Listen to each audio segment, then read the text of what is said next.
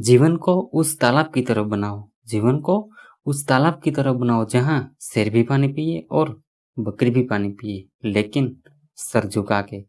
नमस्ते दोस्तों, फिर से एक बार स्वागत है आपका हमारे चैनल पर। आज हम पढ़ेंगे इस वीडियो में फ्यूचर टेंस का पार्ट 2 यानी कि फ्यूचर कंटिन्यूस टेंस। हमने इसके पहले वीडियो में फ्यूचर इंडेफिनिट टेंस को अच्छी तरह समझे। अगर आपने पहले वीडियो नहीं देखा देख लीजिए, क्योंकि आपको वीडियो समझने में सरलता रहे। सब वीडियो प्लेलिस्ट में है तथा डिस्क्रिप्शन में लिंक भी है। लास्ट में मेरी आपसे विनती है कि वीडियो एंड तक देखें, और अगर आप हमारे चैनल पर नए हो तो सब्सक्राइब कीजिएगा हमारे चैनल को, क्योंकि हम कोई भी नई वीडियो अपलोड करें सबसे पहले आप देख सके और इंग्लिश का चैप्टर सीख सके। तो चलो शुरू करते हैं। फ्यूचर कंटिन्यूस टेंस, चालू भविष्यकाल। चालू भविष्यकाल किसे कहे? इस काल से ऐसे कार्य को प्रकट करते हैं जो भविष्य में आरंभ होगा पर जिसके समाप्त होने के बारे में कुछ पता नहीं चलता। ऐसे वाक्य को क्या कहते हैं? Future continuous tense. फिर से एक बार कहता हूं, इस काल से ऐसे कार्य को प्रकट करते हैं जो भविष्य में आरंभ होगा पर जिसके समाप्त होने के बारे में कुछ पता नहीं चलता। ऐसे वाक्य को क्या कहते हैं? फ्यूचर कंटिन्यूस टेंस का वाक्य। इस टेंस को पहचाने कैसे? जिस वाक्य के अंत में रहा होगा, रही होगी तथा रहे होंगे, तो ऐसे वाक्य को फ्यूचर कंटिन्यूस टेंस का वाक्य कहते हैं। फिर से एक बार कहता हूं, जिस वाक्य के अंत में रहा होगा, रही होगी तथा रहे होंगे, तो ऐसे वाक्य को फ्यूचर कंटिन्यूस टेंस का वाक्य कहते हैं। इसी टेंस के वाक्य में सोल तथा विल के बाद बी तथा वर्ब के फर्स्ट फॉर्म के साथ आईएनजी का प्रयोग होता है। देखते हैं example. I shall be staying here till January. मैं जनवरी तक यहाँ रुकूंगा। I shall be going to Agra by the 6:30 bus next morning. मैं कल सुबह 6:30 बजे की बस में आगरा जा रहा हूँ। अब देखते हैं फ्यूचर कंटिन्यूस टेंस का अफर्मेटिव यानी कि सकारात्मक वाक्य कैसे बनाएं। देखते हैं पहले स्ट्रक्चर। सब्जेक्ट प्लस सोल अथवा will plus be plus verb first form plus ING plus object plus other word.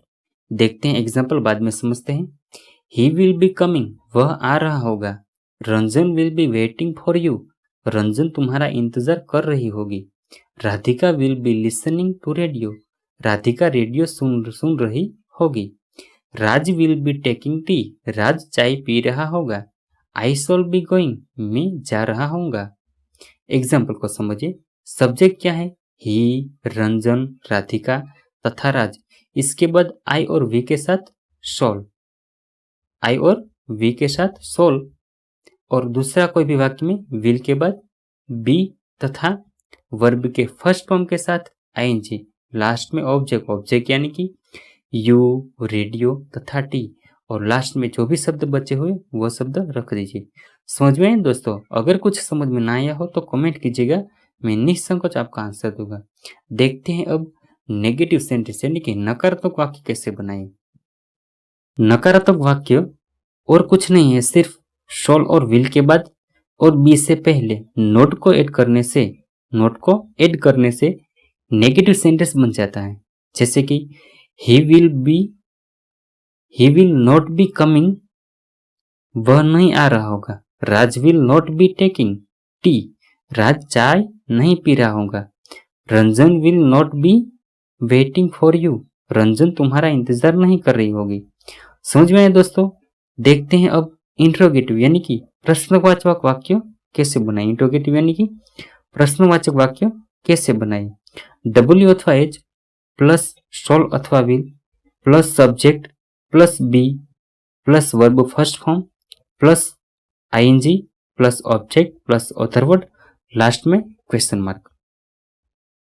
मैंने आपको बताया था कि प्रश्नवाचक वाक्य में प्रश्न पर निर्भर होता है कि WH का यूज करें या सब्जेक्ट से पहले शॉल अथवा विल का यूज करें। अगर प्रश्न का जवाब यस और नो में है तो सब्जेक्ट से पहले शॉल अथवा विल का यूज करें। अगर प्रश्न का जवाब कुछ डिटेल में यानी कि कुछ लंबा जवाब है तो WH का प्रयोग करते हैं। WH यानी कि व्हाट, व्हाई, वेयर, व्हेन तथा हाउ। देखते हैं कुछ example. Will he be coming, क्या वह आ रहा होगा। Will Ranjan be listening to radio, क्या रंजन रेडियो सुन रही होगी।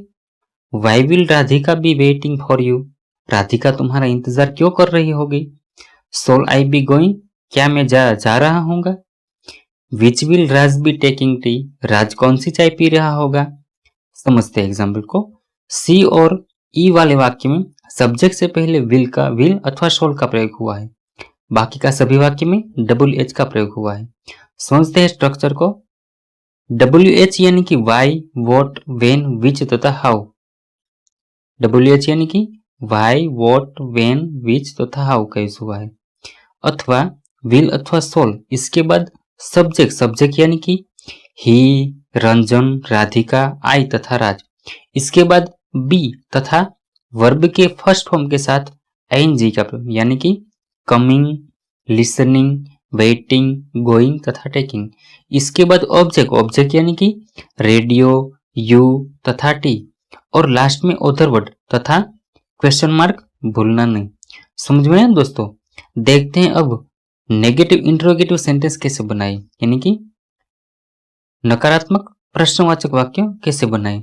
इंट्रोगेटिव और नेगेटिव इंट्रोगेटिव सेंटेंस में कुछ ज्यादा तफावत तो है नहीं, सिर्फ नेगेटिव सेंटेंस में सब्जेक्ट के बाद और बी से पहले, सब्जेक्ट के बाद और बी से पहले नोट को ऐड करने से नेगेटिव सेंटेंस यानी कि नेगेटिव इंट्रोगेटिव सेंटेंस बनते हैं।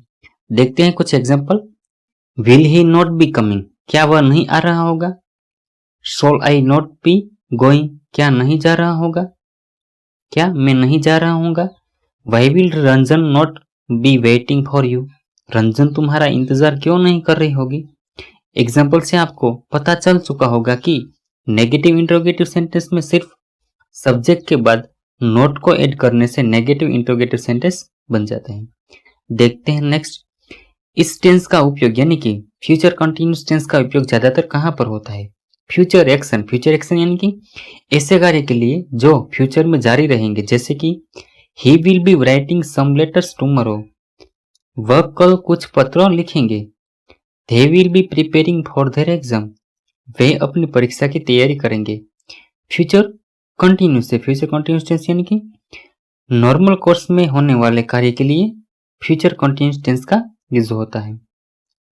Shyam will be seeing the secretary tomorrow, हो सकता है श्याम सेक्रेटरी के कार्यालय में कार्य करता हो।